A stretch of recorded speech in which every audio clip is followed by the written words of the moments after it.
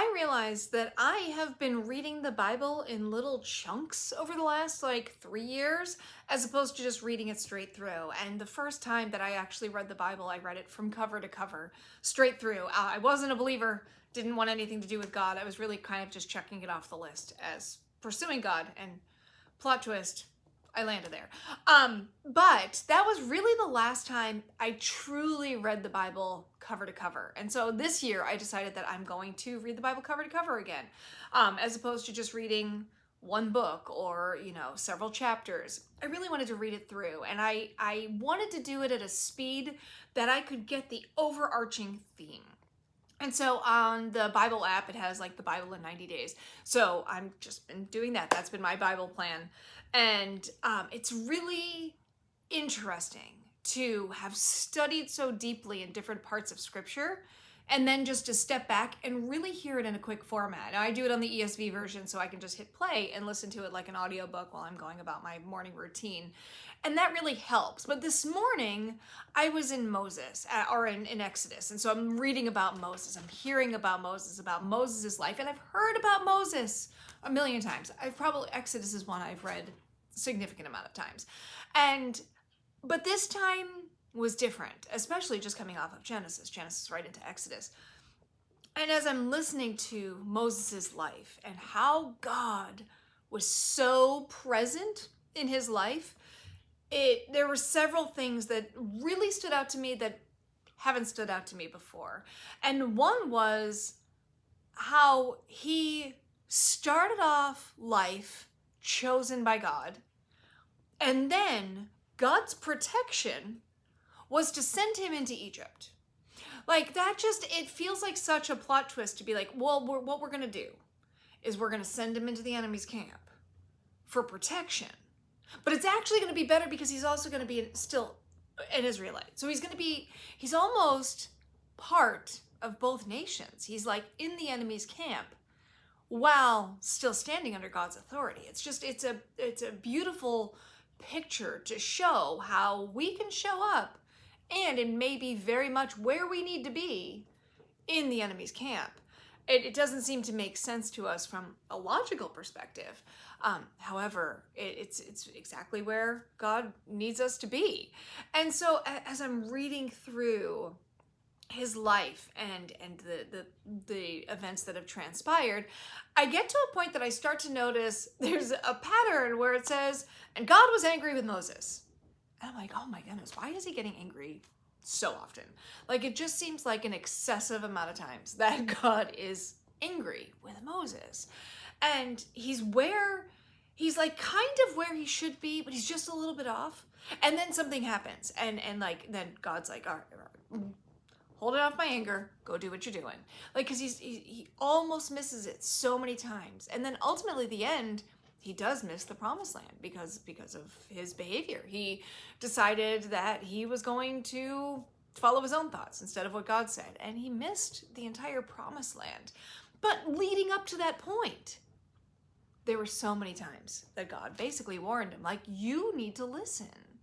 And part of me is comforted in the idea that when we miss God, when we miss what he's saying, there are still points of redemption that God gets us right back on the path. I think of it kind of like when you're going down the highway, there's off-ramps, and most of those off-ramps, you can just curve right back onto the highway.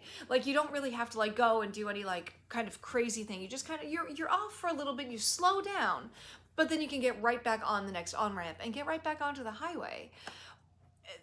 It puts fear in my heart to think that there could be a time where there's that off-ramp and then there's just never another on-ramp.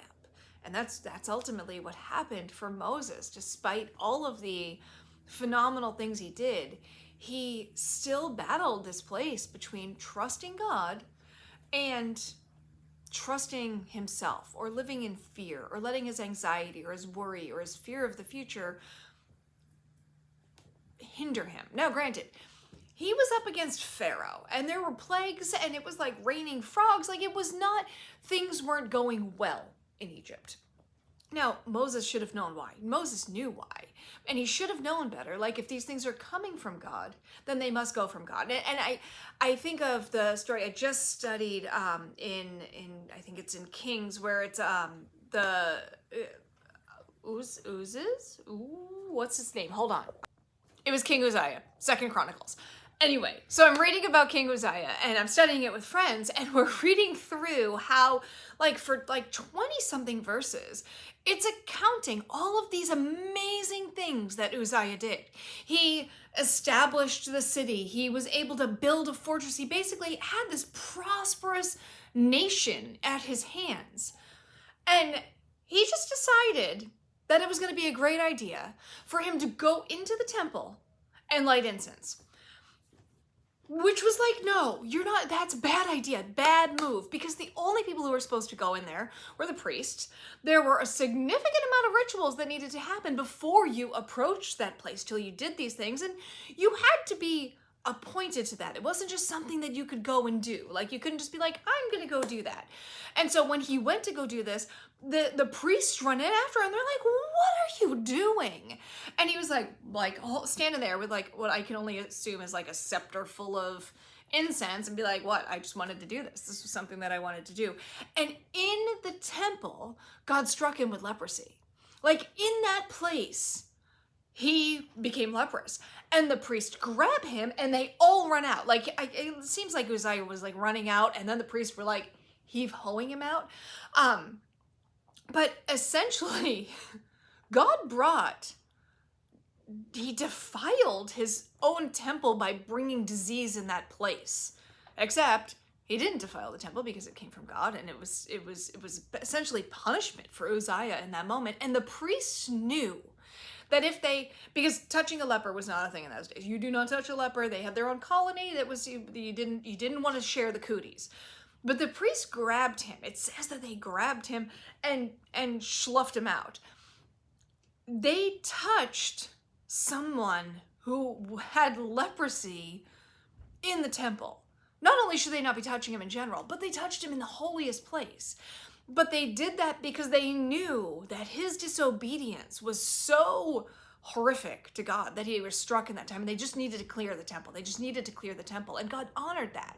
And so when I think of that story, and I bring that back to Moses, where Moses was like, there's plagues, there's this, I don't know what's happening. Like, he was just kind of in that, like, what do I do? You know, I don't really know. And then ended up getting that taken away from him. He should have known all those things were coming from God and would not have affected him, or they would only have affected him to the point that God allowed, because he was set apart for God. Like, he was set apart to be able to do these things. He was called by God from a burning bush that was not consumed. That was where it started. He should have known and stayed in that, but he defaulted to fear and worry.